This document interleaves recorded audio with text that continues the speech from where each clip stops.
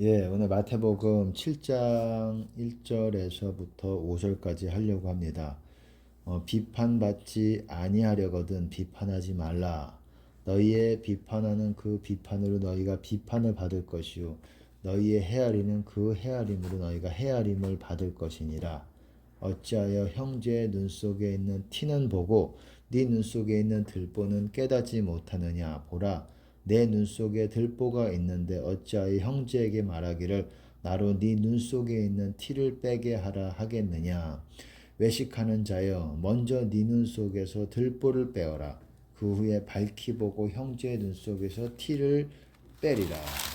예, 누가복음 6장에서도 비슷한 부분이 있습니다. 지금 산상수훈을 연결해서 하고 있는데 누가복음 6장에 보시면은 37절에 비판치 말라 그리하면 너희가 비판을 받지 않을 것이요 정죄하지 말라 그리하면 너희가 정죄를 받지 않을 것이요 용서하라 그리하면 너희가 용서를 받을 것이요 주라 그리하면 너희에게 줄 것이니 곧 후이되어 누르고 흔들어 넘치도록 하여 너희에게 안겨주리라. 너희의 헤아리는 그 헤아림으로 너희도 헤아림을 도로 받을 것이니라. 예, 비슷한 말이에요. 비슷한 말씀인데 비판하지 말라. 여기서는 비판하지 말라, 정죄하지 말라, 용서하라, 주라 이렇게 세 개의 어떤 말씀들이 연결해서 나옵니다. 다 비슷한 말이에요. 비판하지 말라, 정죄하지 말라. 정죄라는 건 뭡니까? 어떤 사람이 저 사람은 이러이러한 죄를 졌어 이렇게 뭔가 판단하고 정죄하는 것, 저 사람이 죄 있다라는 것을 드러내는 것, 그리고 용서라는 것은 말 그대로 용서하는 거고 주라. 이게 사실 같은 말이에요. 어떤 사람을 용서하지 않기 때문에 비판하는 말이 쉽게 입에서 나와요. 정죄하는 말이 쉽게 나옵니다. 이 말씀을 하기 앞서서 제가 그 말씀을 생각이 나더라고요. 말씀을 이렇게 예배를 찬송을 부르는데 깨닫지 못함으로 이 백성이 깨닫지 못함으로 내가 저들을 긍휼히 여기지 아니하느니라.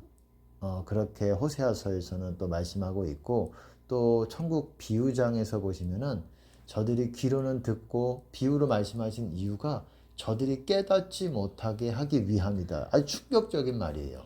비유로 하시는 이유가 저들이 깨달아 구원받지 못하게 하기 위해서 그렇게 말씀하신다라는 거예요. 물론 그것만의 이유는 아닐 것이라고 생각을 해요. 내가 입을 열어 비유로 말하고 창세부터 감추인 것을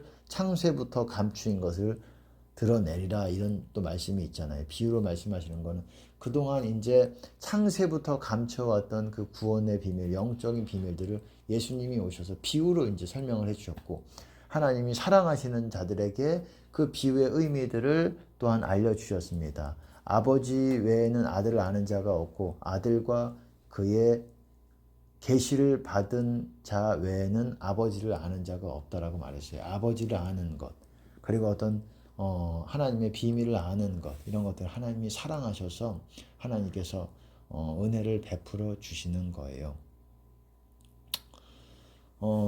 왜 이런 말을 꺼냈냐면 여러분 깨닫지 못하면 짐승이라 그랬습니다. 종기에 처하나 깨닫지 못하면 짐승과 같다라고 얘기했습니다. 하나님 보실 때 실제 사람이지만 사람의 눈, 코, 입을 다 가지고 있지만 사람의 형상, 팔다리를 다 갖고 있지만 짐승과 같다는 거예요. 그냥 자기 배를 위해서 살고 그냥 육적인 본성을 위해서만 살고 여러분 이 천국 갈 수 있는 천국 가기에 가까운 사람과 아닌 사람의 차이가 뭔지 아십니까? 여러 가지가 있을 수 있겠지만 가장 눈에 두드러지게 보여지는 차이는 뭐냐면은 저 사람의 깨닫는 거를 보면 알아요. 하나님과 가까운 사람이든지 그런 사람들은 금방금방 깨닫습니다. 이거는 뭐 이런 지적인 어떤 IQ 그런 문제가 아니에요. 뭐 IQ, EQ 그런 차원이 아니에요. 금방 조금만 얘기해도 깨닫지 못하고 깨달을 수 있는 사람들이고 그렇지 못하고 교회는 열심히 다니고 뭐 몇십 년을 다녔다고 하더라도 아주 자세하게 뭐에 대해서 얘기해 주더라도 깨닫지 못하는 사람들이 많아요. 교회에 대해서 말씀에 대해서 이렇게 잘 알아도 성경을 많이 읽어도 얘기를 자세하게 해줘도 깨닫지 못하는 사람들이 많아요. 그거는 천국에서 먼 사람들이. 물론 이렇게 말하는 사람이 어떤 사람이냐에 따라 달려있죠. 달려있지만은 제가 경험적으로 봐도 성경에서도 말하는 것이 그거고, 깨닫는다 깨닫지 못하는 게 단순히 지적인 어떤 능력의 차이가 아니라는 거예요.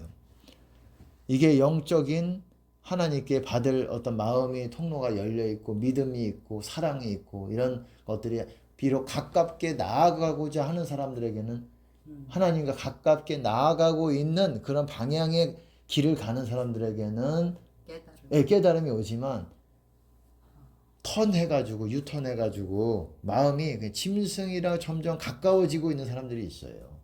그것들을 그냥 당연하게 받아들여요. 나는 이렇게 원래 완악하고 이렇게 살고 내 배를 위해서, 내 유익을 위해서, 내 육체를 위해서 이렇게 굳어진 사람들은 아무리 자세하게 얘기를 해줘도, 그들이 구원에 대한 목마름이 있다고 하더라도 그들도 다 천국 가고 싶어 해요. 여러분, 뭐 불교는 안 그렇습니까? 어떤 종교들은 안 그렇습니까? 다 극락이라는 게 있고 다 뭔가 그들이 생각하는 유토피아라는 게 있어요. 거기에 가고자 하는 거예요, 목적이.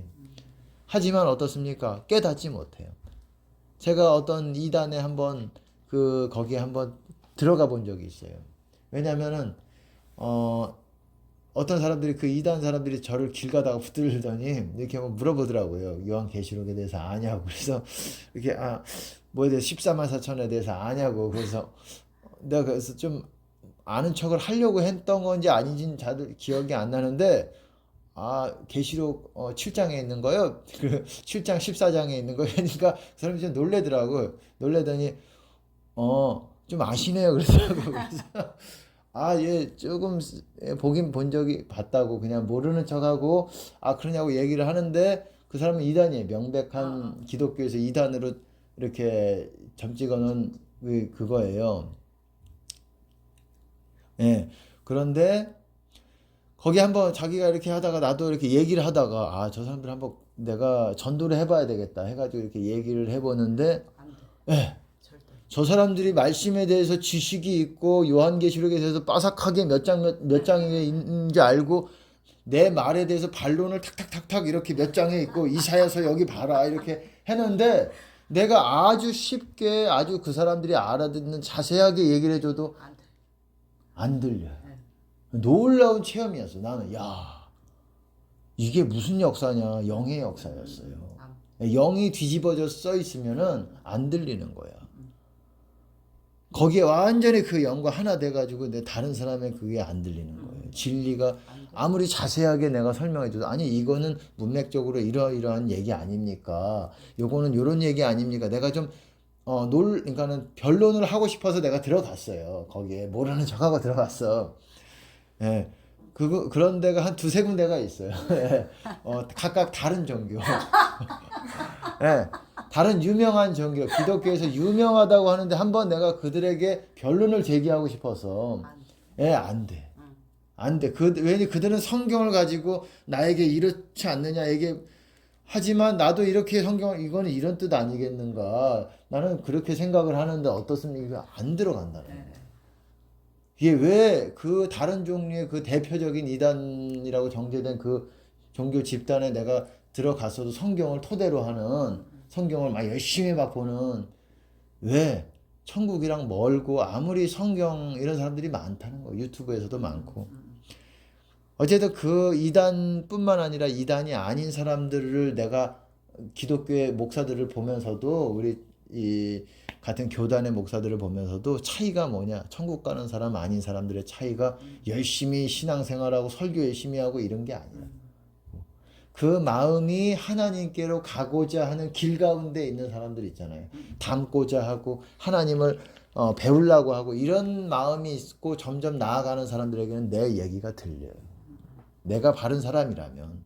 근데 설교 열심히 해. 새벽부터 일어나. 새벽 예배 빠지지 않고 가. 하지만 그 마음이 자기의 어떤 짐승과 점점 가까워지고 있는 사람. 내 말은 짐승과 가까워진다는 건 악해지고 있고 점점 조금씩 완악해지고 있고 마음이 딱딱해지고 있고, 이런 사람들은 안 들린다라는 거예요. 30년, 40년을 성경을 읽어도, 새벽 예배 매일같이 가도.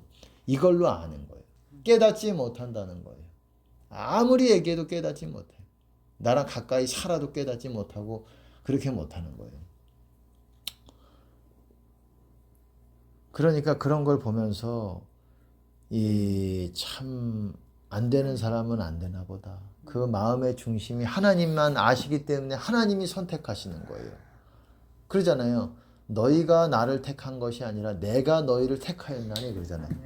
아멘. 우리가 생각할 때 우리가 예수님을 택한 것 같잖아요. 근데 네가 나를 택한 게 아니라 내가 너를 택했다라고 그러잖아요. 그 이유는 열매를 많이 맺게 하기 위해서. 왜 그렇지 않으면은 중심이 바르지 않으면 열매를 맺을 수 없기 때문에 그래. 하나님 향해서 가는 것이 아니라면 그 마음의 중심이 자기를 위하고 이 교회 생활은 열심히 하려고 해도 헌금도 많이 내고 이래도 자기에게로 초점이 맞춰져 있고 자기 육을 채우고 육을 만족하는데 그것이 우상이 돼 있고 우상인지도 모르죠. 그러면은